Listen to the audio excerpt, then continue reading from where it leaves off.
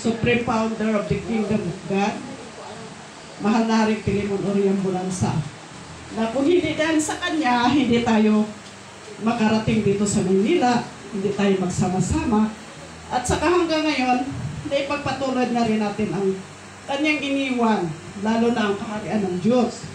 Kasi nakasulat na yan sa banal na aklat na uunahin talaga natin ang paghanap ng kaharian dahil hindi maibigay ang lahat ng mga ito kung hindi natin makita ang kaharian ng Diyos.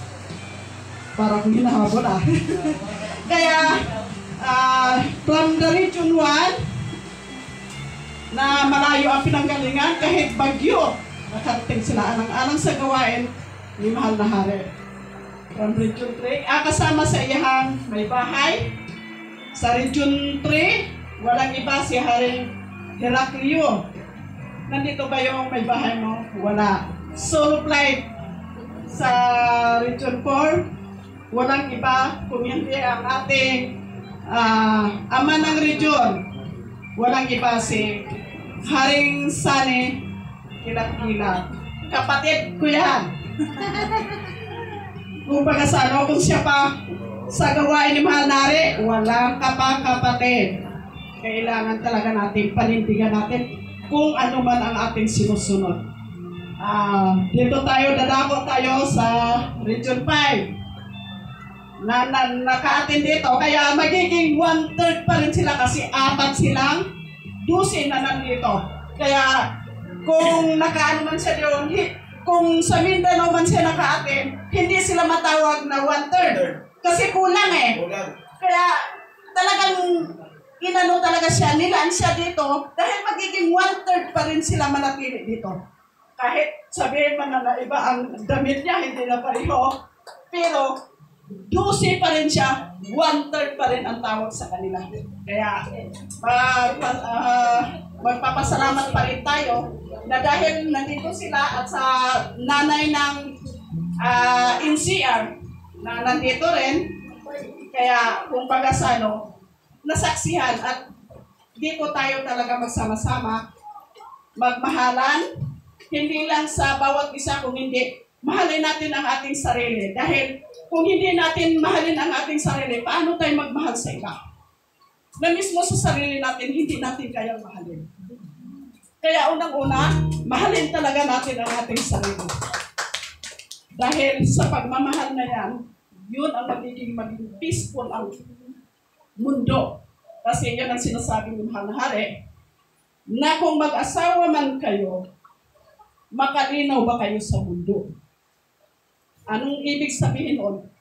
Kung mag-asawa kayo nga hindi kayo magsinaptanay, hindi hapsay, magulo ang mundo. Kasi ang mundo nag-umpisa sa pamilya. Ay ang pamilya mag-umpisa sa sarili. Kaya ang tao, kahit ano ang ginagawa, hindi natin siya mahusgahan dahil may kanya-kanya tayong gawain. May kanya-kanya tayong papel na ginagampanan. Kasama lang tayo, parang isa tayo na katawan sa tao. May kanan, may kaliwa. Kaya kung halimbawa may magsabi, kaliwiti yan sila. Ang kabila din magsabi, kalawiti din yan sila. Kahit ano mang sabihin, party pa rin tayo, partakers pa rin tayo sa kaharian ng Diyos. Gampanan lang natin. Kasi hindi natin husgahan kung ano man ang mga papel natin sa mundo.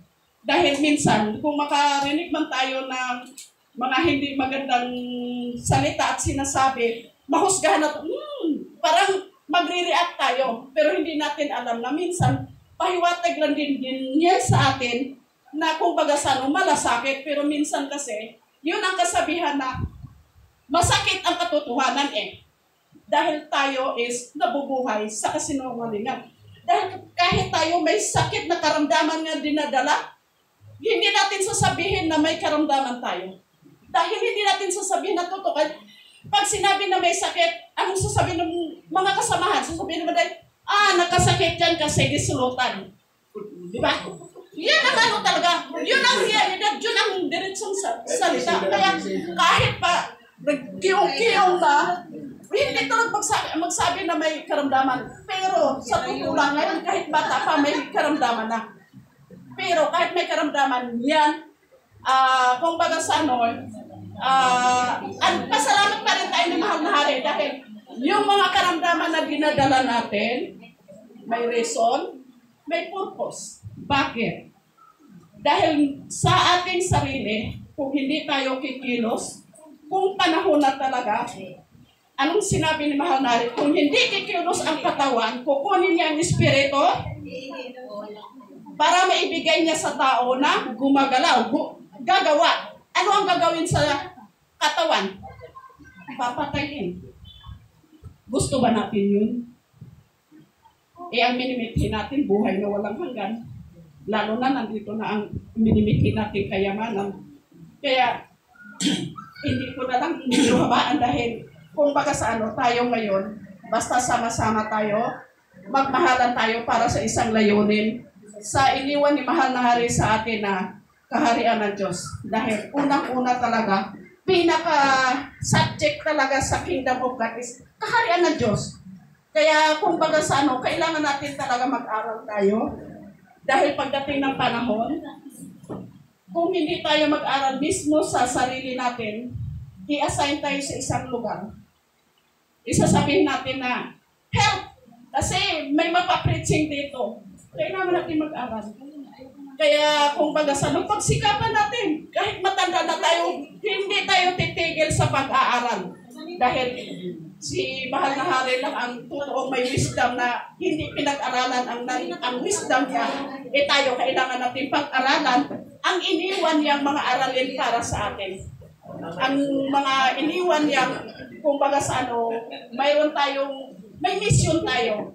Kaya kung baga sa kahit mahirap tayo sa ngayon, kung maintindihan lang natin ang buhay natin, kung bakit tayo nabubuhay sa mundo. Mahirap mabuhay, pero masarap mabuhay. Bakit? May isa akong pasyente noon. Pinarangka ko yan. Kasi lagi siya nagagalit sa anak niya. Carlo, exercise ka dahil may sakit. Di ang anak niya, parang nahiya na sa akin. Nung minasahe ko siya, pasok kami.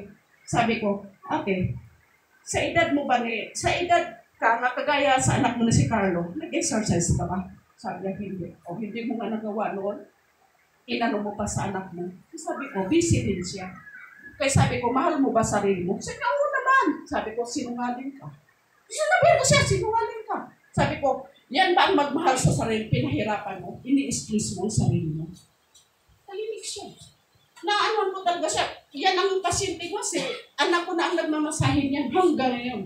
More than mga siguro 30 years ko nang alaga yan. Kaya ang mga pasyente ko, sa awa ng Diyos, bigay din Mahal na Hari yan sa akin. Dahil alam mo si Mahal na Hari talaga, ang una kong hiningi noon, sabi ko, kasi malaki na ang mga kita ng kagaya nila ni Erwin noon.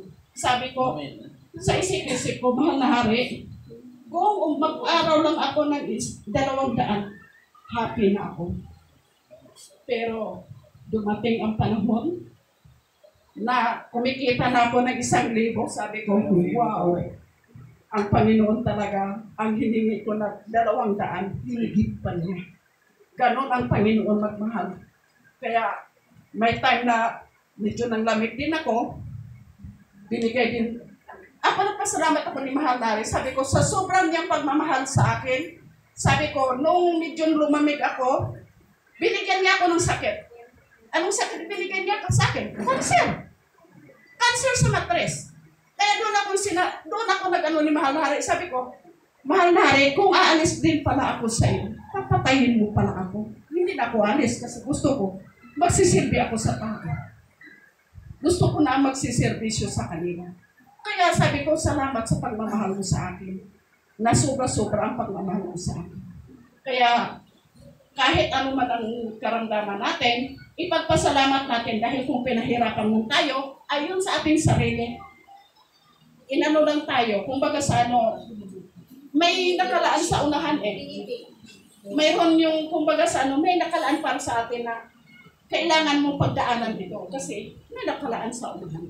Kaya hindi ko na lang habain dahil marami pang magsasalita.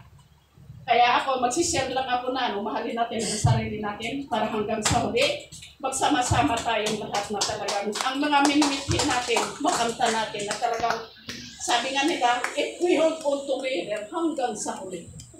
Hanggang dito na lang. Maraming salamat at mabuhay po tayo lahat. Mabuhay po. Mahal na.